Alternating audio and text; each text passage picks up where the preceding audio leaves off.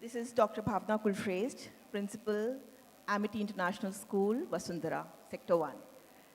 So, yes, it's been 20 months, and it feels so good to be back once again for an in-person summit like this. And we all realize that in-person event, in-person classes are back, but virtual ones are also not leaving. They're here to stay. We realize the importance and the benefits of both of them. In March 2020, in fact, I'll go back to February 2020. February 2020, we were seeking interest, we were seeking willingness from our teachers who would be willing to learn online classes. So just 4 or 5 hands. English teachers, maths teachers, science teachers only from senior sections who were willing to learn how to teach online. We were contemplating on this in February 2020. But come March 2020, everybody, whether it's the physical education teachers or the Sanskrit teachers and everybody, and we jumped with that heroic spirit. We knew we had to, somehow we felt very strong, all teachers I'm sure, we felt that we had huge responsibility on our shoulders and we had to rescue our little ones. So we stood by each other, and on 23rd March 2020, my school, Amity Vasundhara 1, we went online for all classes right from KG till class 12. So it wasn't easy because we were not trained. All that training that we had was never for online teaching. Many of us, we were nearing retirement. We had never even used social media. We did not have any devices to ourselves. And I know there were teachers who had husbands coming to their rescue or children coming to the rescue and helping them do the online classes. And as a principal, initially in those months, I had my notification on. At 2 in the night, at 4 in the night, and early morning, I would get notifications. Why? Because teachers were scheduling classes and posting assignments. So then I knew how hard they were working. So it wasn't just the stress of, okay, there were some parents who complained that earlier you taught us 6 hours and now just 2 hours, why the same fees? But then for that 2 hours of class, the work that was put in beyond those online classes and with the entire family. Now it was not just one teacher teaching, it was the entire family who was standing behind the teacher, and they did it, but we were all doing it. But now, yes, it's been too long, and that burnout is somewhere surfacing. That also we must address somewhere. So we realize how good the online system is, what are the advantages.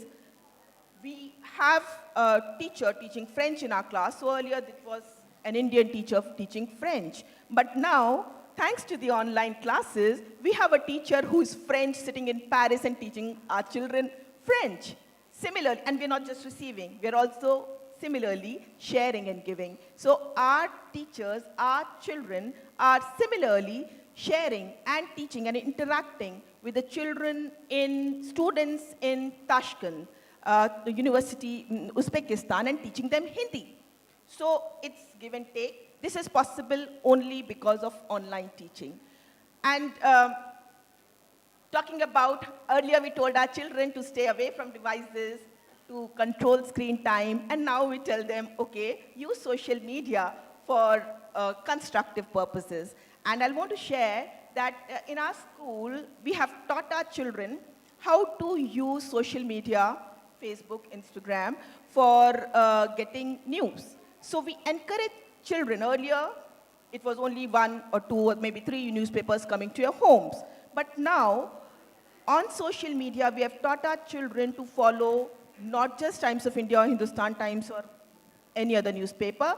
They are following Bloomberg, BBC, Al Jazeera, CNN, CNBC, and all the Washington Post. So from around the world, they are getting news on their devices, and within minutes, they scroll and they know they're using it in a constructive way. And then once a week, we encourage them to share those screenshots because the news that they talk about has to be authentic. So they show those screenshots and they talk about the news from around the world. So reaping it to the greatest benefits of our children. But yes, as somebody before me pointed out, there are children, there are generations who are losing out. I'll just want to share a little example with you because it is thought-provoking and we all as educators should find a solution for problems like this. Nursery class last year, entire year they learnt online. For KG, the parent had for some reason come to school. So now when they were in school, they wanted to take the child around the school like they go sightseeing, visiting monuments and all, taking pictures with this person and that person and in this corridor and that classroom. And then when this child saw the teacher for the very first time, the child was wide-eyed. And he said, आप तो TV वाली ma'am हो ना, आप तो TV में आती हो ना, आप टीवी से बाहर कैसे आई? So, you know, that generation, that nursery and KG who have never been to the school physically, who do not know there is something real time like a school and a teacher who is tangible. They only know that a teacher is on a TV. Maybe the child was doing classes on a TV or whatever. So those are the issues. Yes, we have O labs and all where children do practicals for science and everything, but they are not 100% replacement for the experience that the children have in the physical lab. Because a child could be looking at a hippocampus and thinking that it's something big to ride around on the sea. But when the child comes to the lab and sees that it's nothing bigger than your thumb, so it's a different understanding altogether. So yes, we are back to in-person classes. The challenges are there. Challenges also, it's earlier not getting into online was a challenge. Now coming back to offline there is some inertia everywhere. So pulling people out, the teachers and the students and the parents, back to the classrooms, it doesn't happen overnight. It has to be allow that time, we allow that settling time. We know when first couple of days children come, they need some time to get accustomed to that because at home, they were maybe in comfortable couches and doing their classes. But now back to those hard surfaces of the desk and the benches, not easy to get accustomed to that. And similarly for teachers. So we are allowing them that time to get adjusted to the changed systems once again.